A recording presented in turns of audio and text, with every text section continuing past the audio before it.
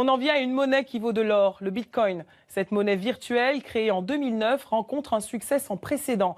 Depuis le début de l'année, sa valeur a bondi, plus 400%, de quoi affoler les milieux financiers et les internautes.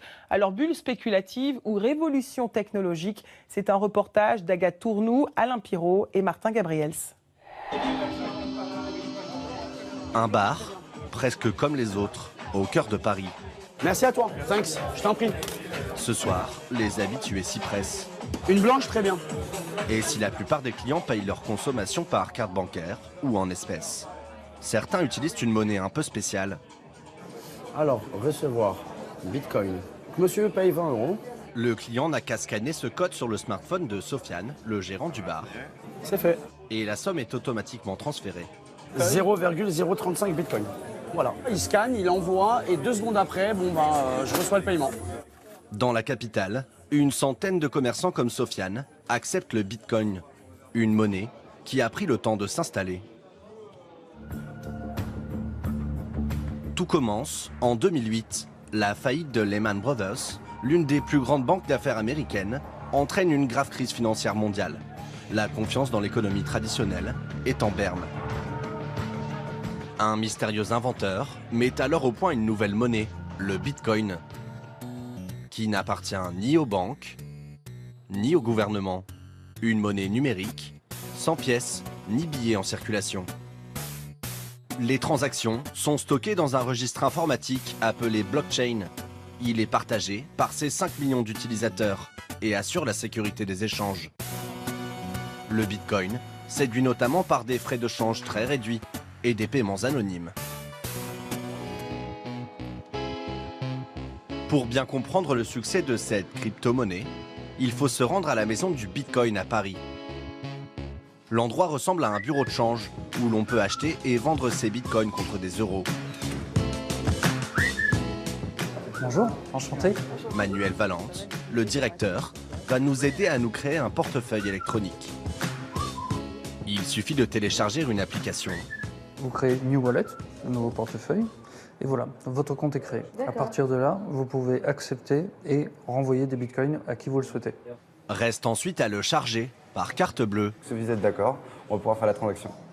Nous versons 50 €, ce qui nous donne 0,0067 bitcoins. Cela paraît dérisoire, mais il y a une explication. Historiquement, le cours du bitcoin a bien entendu absolument explosé.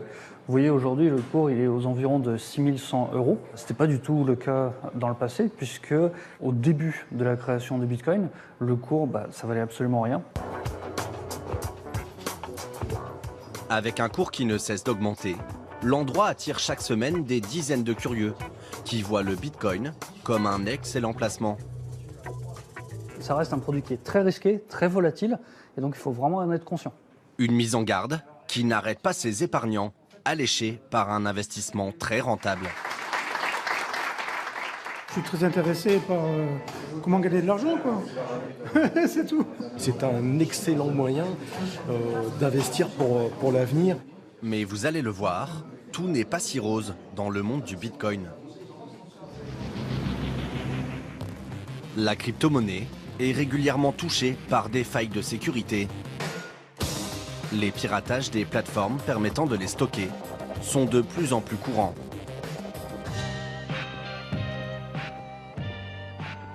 Émilien Dutemps est l'un des premiers à avoir cru au Bitcoin en France dès 2011. J'en avais acheté un certain nombre, parce que j'en avais acheté 5000. À l'époque, il choisit de tout entreposer sur un site spécialisé. Et un matin, une mauvaise surprise l'attend.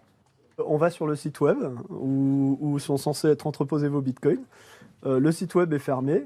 Et puis tout simplement, vous voyez sur un forum un message du fondateur qui vous indique que c'est fait hacker par on ne sait quel moyen et qu'il n'a plus aucun argent. Donc voilà, en gros, vous pouvez pleurer et puis ça s'arrête là.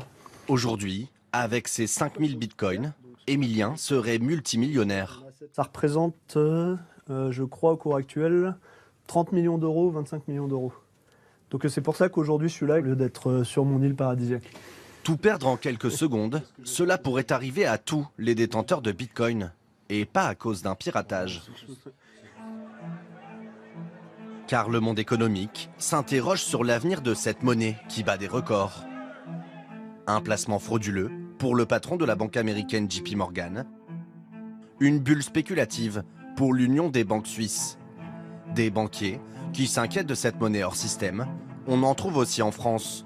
C'est le cas de Pascal Ordonneau, un ancien dirigeant d'HSBC. C'est illogique qu'une monnaie progresse dans des conditions pareilles. Le fondement du commerce, c'est la stabilité de la monnaie.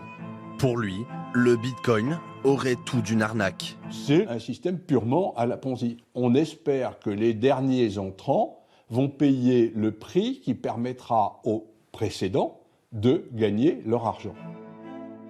Alors le Bitcoin va-t-il finir par s'effondrer? Difficile à dire. Preuve de sa volatilité.